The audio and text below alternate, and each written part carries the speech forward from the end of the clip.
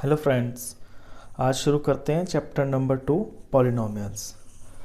सबसे पहले जानते हैं कि एक्चुअली पॉलिनोमियल्स होते क्या हैं।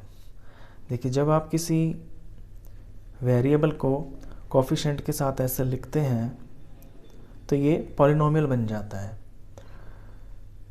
इसमें एक्स वाई जेड आपका कुछ भी हो सकता है, तो इसको बोलते हैं वेरिएबल।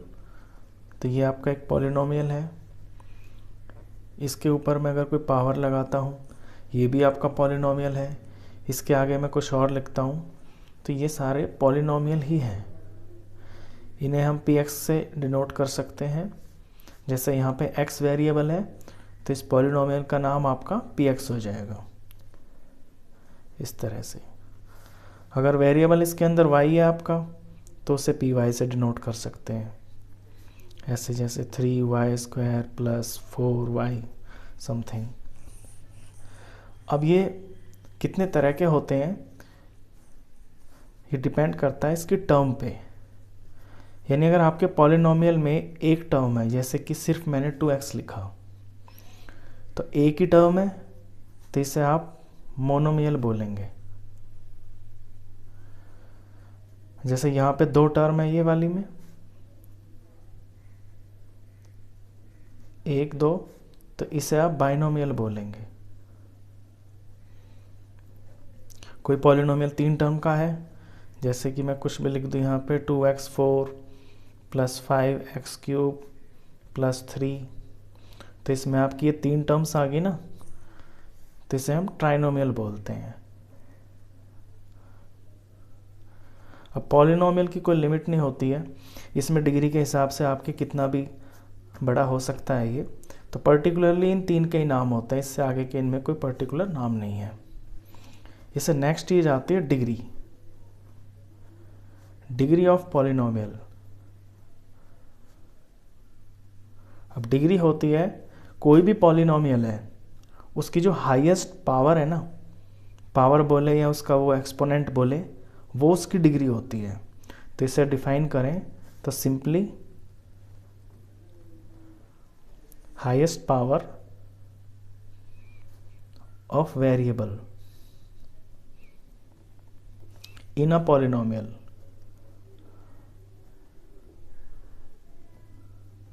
वो उसकी डिग्री होती है। अब जैसे मैं यहाँ ऊपर वाले में देखता हूँ, तो इसमें ये x4 है, ये x3 है, यहाँ पे वेरिएबल है ही नहीं। तो हाईएस्ट कितना है, मतलब हाईएस्ट जो x है वो कितना है, वो 4 है। तो इस पॉलिनोमियल की डिग्री आपकी 4 होगी।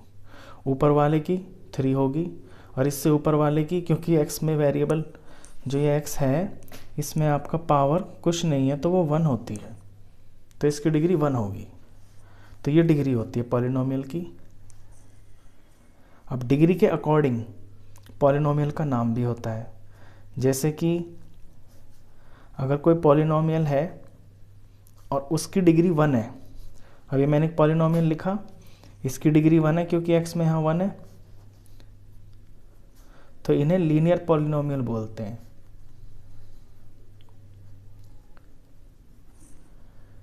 अगर किसी की डिग्री आपकी 2 है, जैसे 3x² प्लस 5x प्लस 9, तो हाईएस्ट पावर x की क्या है 2, तो इसकी डिग्री क्या हो गई 2।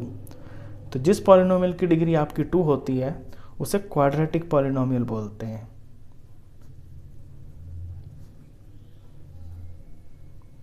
ये आपका क्वाड्रेटिक पॉलिनोमियल है। इसी तरह से जिसकी डिग्री 3 होती है, जैसे यहाँ पे मैं 3x की 3 लगा देता हूँ और प्लस 4 लिख देता हूँ, तो ये हो गई आपकी क्यूबिक। इसे क्यूबिक पॉलिनोमियल बोलते हैं। अब इनमें टर्म से कोई फ़र्क नहीं पड़ता, टर्म इसमें आपकी कितनी भी हो, ये सिंगल, अगर मैं इस 4 को भी हटा देता हूँ तो भी आपका क्यूबिक पॉलिनोमियल है। यहाँ पे मैं अगर इस 5 को हटा दूँ और इन 2 को रहने देता हूँ तो भी आपका क्वाड्रेटिक पॉलिनोमियल है। टर्म्स कितनी है वो मायने नहीं रखता, डिग्री ऑफ जो पॉलिनोमियल है उसके अकॉर्डिंग ये नाम होते हैं। तो इतना सा सिंपल है ये पॉलिनोमियल। चलिए एक्सरसाइज 2.1 करते हैं, तो ये सारे जो पॉइंट्स आपको बहुत अच्छे से क्लियर हो जाएंगे। फर्स्ट क्वेश्चन है which of the following expressions are polynomials in one variable and which are not, state reasons for your answer. इनमें से आपके कौन हैं जो वन वेरिएबल में पॉलिनोमियल है। वन वेरिएबल क्या होता है, यानी कि पॉलिनोमियल में सिर्फ एक ही वेरिएबल हो, जैसे कि x है तो आपका सारे टर्म्स में x ही होना चाहिए। तो देखिए फर्स्ट वाला 4x² - 3x + 7, तो ये तो है, ये आपका पॉलिनोमियल है और वन वेरिएबल में ही है। सेकंड y² + √2, ये भी है। थर्ड देखते हैं 3√2 + t√2। अब इसमें t तो है वेरिएबल, लेकिन वेरिएबल का जो पावर होता है ना वो होल नंबर होना चाहिए। तो यहाँ ये जो t है ना, इसकी पावर आपकी होल नंबर नहीं है, ये रूट में है, और रूट वाले की पावर होती है आपकी 1/2, और 1/2 आपका होल नंबर नहीं होता। तो ये आपका वेरिएबल, ये जो पॉलिनोमियल है ये नहीं है। इसी तरह से 4 में देखिए, यहाँ y की पावर तो 1 है, लेकिन ये वाला जो वेरिएबल है ये इसके 2 के नीचे है, तो y की पावर क्या हो गई इसके अंदर -1, क्योंकि इन्वर्स है ना ये, और -1 आपका होल नंबर होता नहीं है, तो ये भी आपका पॉलिनोमियल नहीं है। तो ये बात भी आपको ध्यान रखनी है कि वेरिएबल की पावर अगर होल नंबर नहीं है तो वो आपका पॉलिनोमियल नहीं बन सकता। फिफ्थ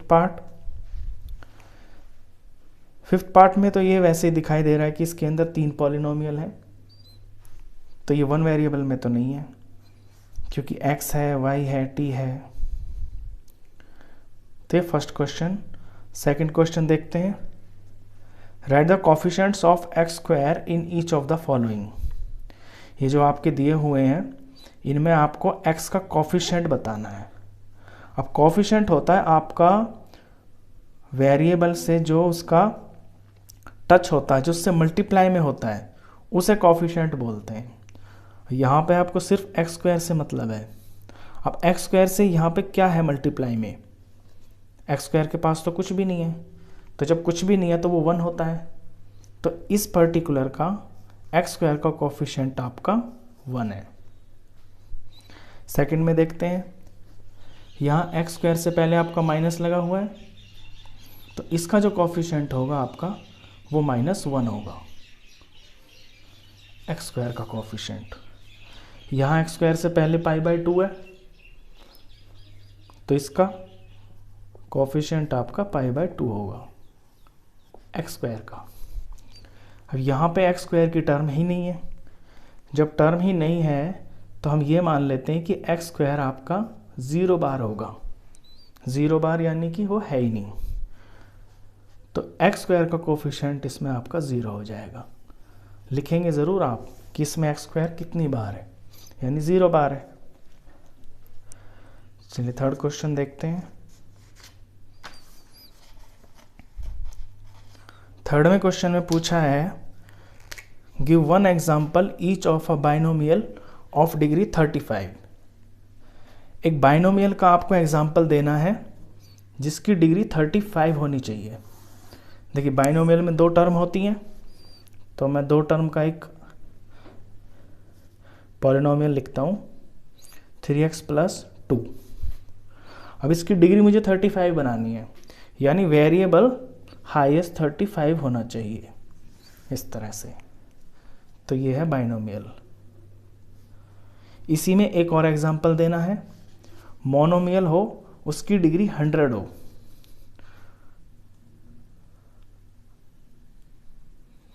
तो ऐसा मोनोमियल जिसकी डिग्री 100 हो, मोनोमियल यानी कि एक ही टर्म होनी चाहिए। मैंने लिख दिया यहाँ पे 5x और x के ऊपर मैं 100 लगा देता हूँ, क्योंकि डिग्री 100 चाहिए। चलिए इसका fourth question, right the degree of each of the following polynomials. इनकी आपको डिग्री बतानी है। तो डिग्री तो अभी मैंने आपको यहाँ पे डिस्क्राइब की थी। हाईएस्ट पावर जो होती है वेरिएबल की, वही आपकी डिग्री होती है। तो यहाँ पे x3 है, x2 है, x1 है फर्स्ट वाले में, तो इसकी जो डिग्री हो जाएगी आपकी वो 3 हो जाएगी क्योंकि हाईएस्ट 3 है।